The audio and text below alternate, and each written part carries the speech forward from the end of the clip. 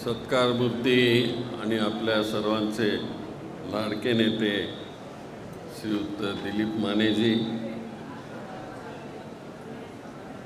ज्यांचं आत्ताच भाषण झालं आणि तुम्ही प्रचंड मतांनी त्यांना निवडून दिलं, त्या प्रणितीताई,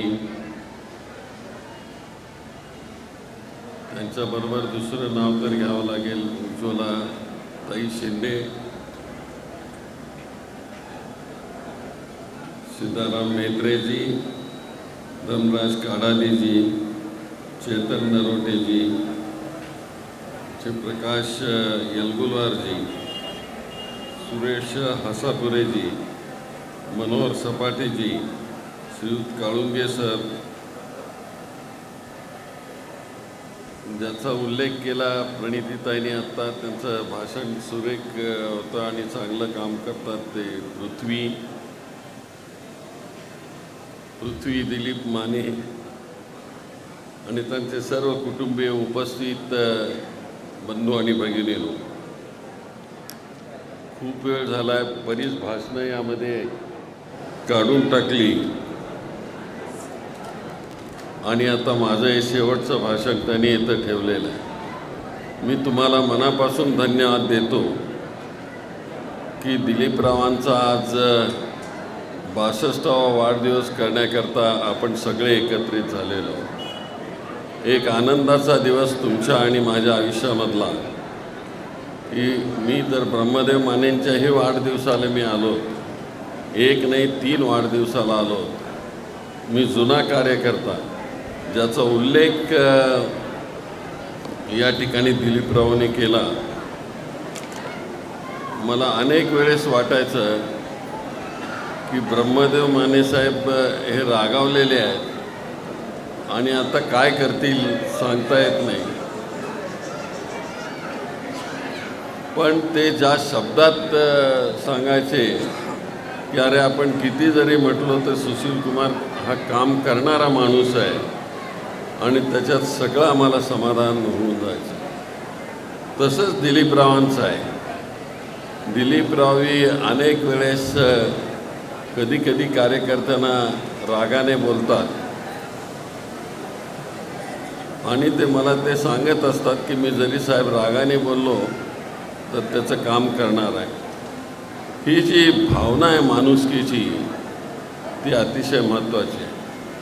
राज्यकर्त्याला सगळ्यात महत्त्वाची गोष्ट म्हणजे आपला कार्यकर्ता किती हुशार आहे हे जाणून त्याला संधी देण्याची जी भूमिका आहे ती दिलीपरावांच्यामध्ये आहे. दिलीपराव म्हणजे आर्थिक दृष्टीने सबल असणारा एक आमचा नेता, सहकारामध्ये सबल असणारा नेता, साखर कारखानदारीमध्ये सबल असणारा नेता आणि वैद्यकीय क्षेत्रामध्ये देखील आपली दिशा दाखवणारा नेता आणि आता तर शैक्षणिक क्षेत्रामध्ये पिता पुत्र दोघेही मोठ्या प्रमाणात अग्रेसर भूमिका घेऊन निघालेली आहे. ग्रामीण भागातून आलेलं नेतृत्व हे एवढ्या चांगल्या प्रकारे महाराष्ट्रातल्या तरुण पिढींना शैक्षणिकदृष्ट्या उभं करण्याचं जे काम करतात, मला खूप कौतुक वाटतं. की ब्रह्मदेव मानेंचं देखील असंच होतं की त्यांनी एकदा देशातल्या अर्थतज्ञांना बोलावलं होतं. मी त्यांना विचारलं, तुम्ही यांना कसं काय बोलावलं? म्हणाले की ते लोकशिक्षण आपल्याला कळतं सुशील कुमार, पण हे सामान्य माणसाला कळत नाही. आणि ही जाण ब्रह्मदेव मानेंना होती. फायनान्समध्ये, आर्थिक दृष्टीमध्ये काम करणारी ही साधी गोष्ट नाही आहे. अर्थकारण समजणं ही काही साधी गोष्ट नाही. आज ते बँक चालवतात व्यवस्थितरित्या आणि त्या बँकेमध्ये बसून तिथं कुठे तोटा नाही आहे त्यांना.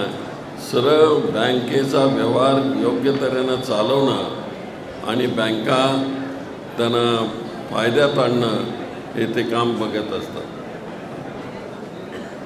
दिलीपराव, त्यांचे मित्र, मला आश्चर्य वाटतं ते सीताराम मेत्रेंच्या बरोबर कॉलेजमध्ये होते म्हणाले सीताराम मेत्रे.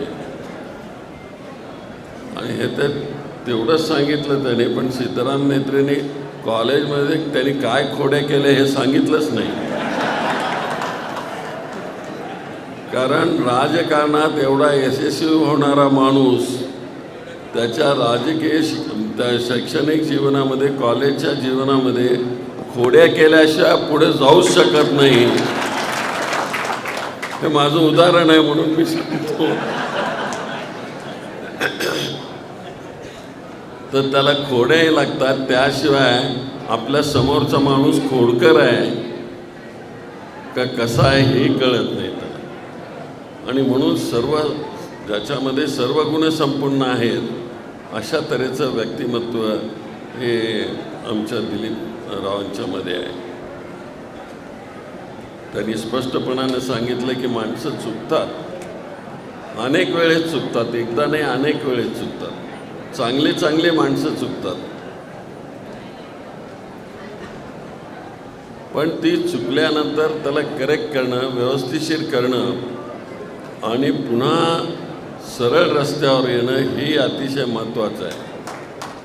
प्रणितीने अतिशय चांगल्या शब्दात सांगितलं, ती लहान असून तिला त्याची उमज आहे आणि ती उमज असल्यामुळं लहान माणसाने जरा तसं चांगलं सांगितलं तर आणखी सुधारण्याची त्याच्यामध्ये प्रवृत्ती होते आणि पुढच्याही पिढीला त्याचा लाभ होतो. मित्रहो, दिलीपरावांच्या सत्काराला मलाही बोलावलं, आमचं सगळं कुटुंब इथं आलं आहे. खरं म्हणजे आम्ही तिघे कधी जात नसतो, पण दिलीपरावांच्यावर आमचं सगळ्यांचं प्रेम आहे आणि म्हणून त्या ठिकाणी इथं आलो आम्ही. तर मिसेस शिंदे बोलणार होत्या, पण वेळेच्या अभाव त्या बोलू शकल्या नाहीत. आणखी दोघे बोलणार आहेत, त्यांना पुढे कधीतरी बोलण्याची संधी देऊया आपण. असो, पण दिलीपरावांना भविष्यामध्ये कुठेही संधी असेल त्यावेळेस आम्ही त्यांच्याबरोबर आहोत.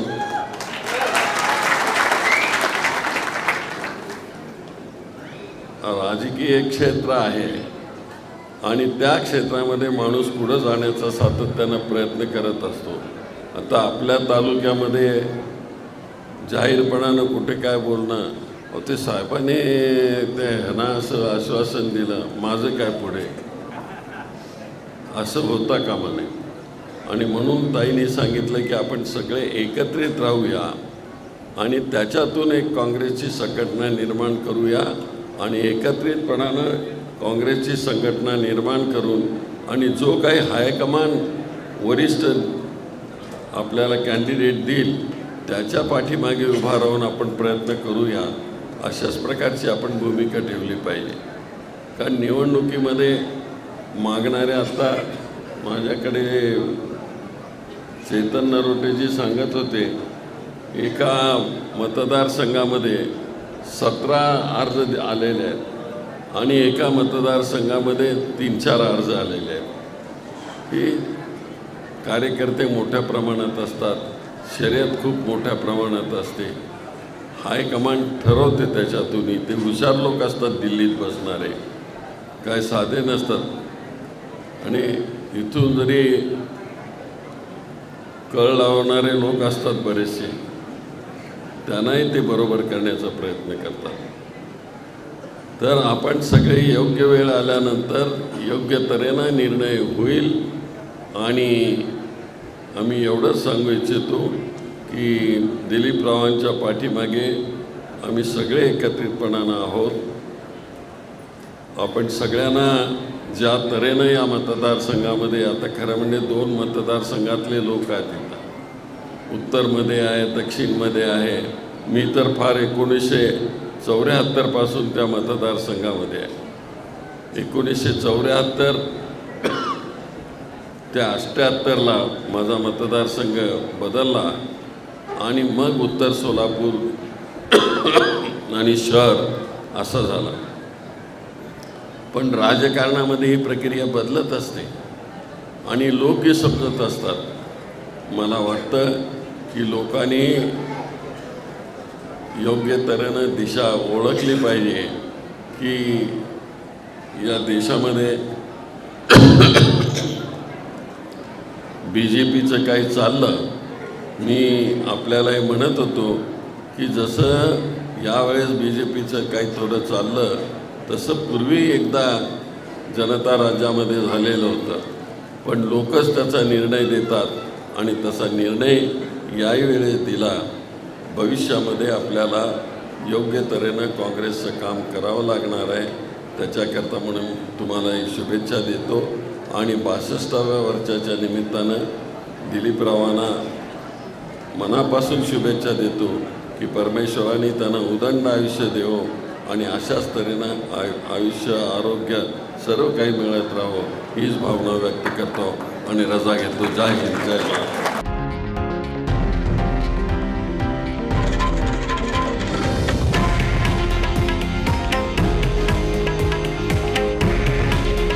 हे आहे देशातील नंबर 1 न्यूज नेटवर्क आणि आपण पाहत आहात TV9 मराठी. काळजी तुमची, हित महाराष्ट्राचं.